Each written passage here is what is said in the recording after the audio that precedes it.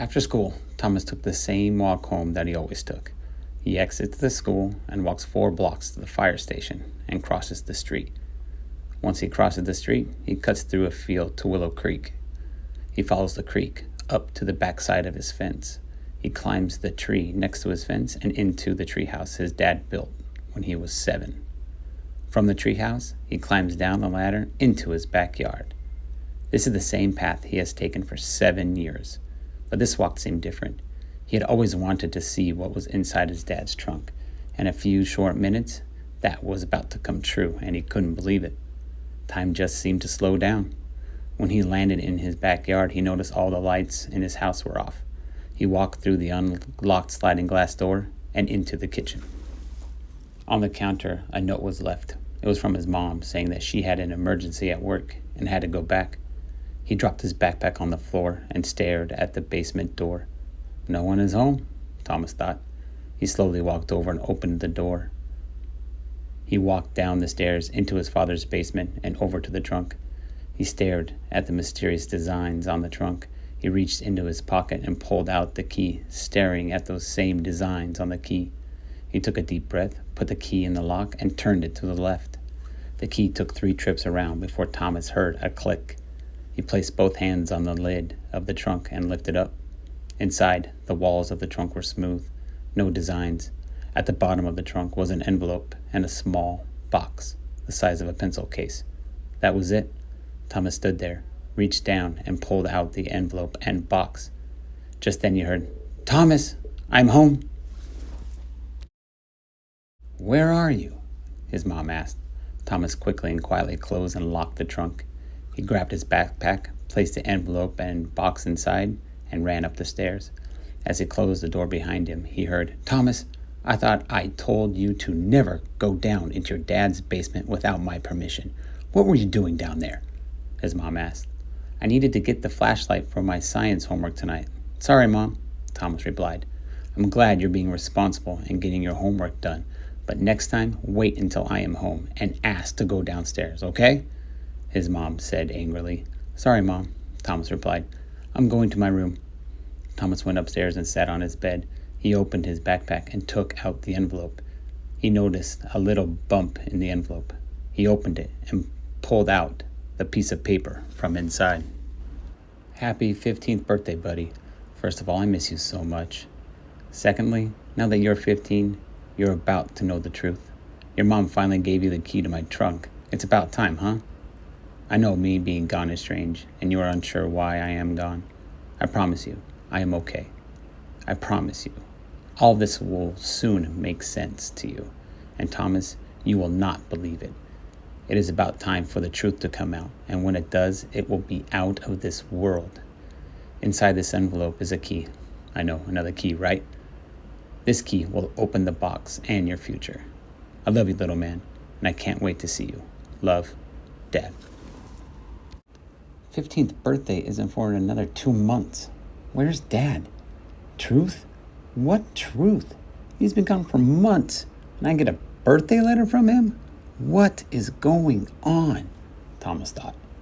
"Thomas, I have something I need to tell you. Please come here," said his mom. Thomas stuck the envelope back into his backpack and went downstairs. "Thomas, come here and have a seat." Thomas jumped down the last 2 stairs and walked over and took a seat on the stool at the kitchen. "I have some news for you. I just got back from work. My work needs me. They need us." "Us?" Thomas thought. "They need me to go to Brazil for some time. And obviously, you'll be coming too. I know this is hard to hear, but trust me, it will all be okay," his mom explained. Thomas sat there in silence with thoughts and questions swirling in his head. He finally came. "I'm not moving. Are you kidding me? All my friends are here. My soccer team is here. Everything is here," Thomas said in an angry voice. "Also, what about Dad? He's gone? You don't tell me where he is? You want to leave him and not tell him where we are moving?" "I know this is hard to hear, and I know it will change everything for you. I am so sorry, little man." Thomas lowered his head in sadness and confusion. His mom walked around the island in the kitchen and sat on the stool next to him. She placed her hands on his face and raised his eyes towards hers. Little man, I know you are upset and saddened by this. I know it's hard to hear that you are leaving your home and your friends. We wouldn't be leaving if we didn't have to, but we have to. Thomas quickly jumped in. Have to? It's a job. You can always get a new job, Mom. His mom sat there staring at her boy. She knew something he didn't, but she couldn't say.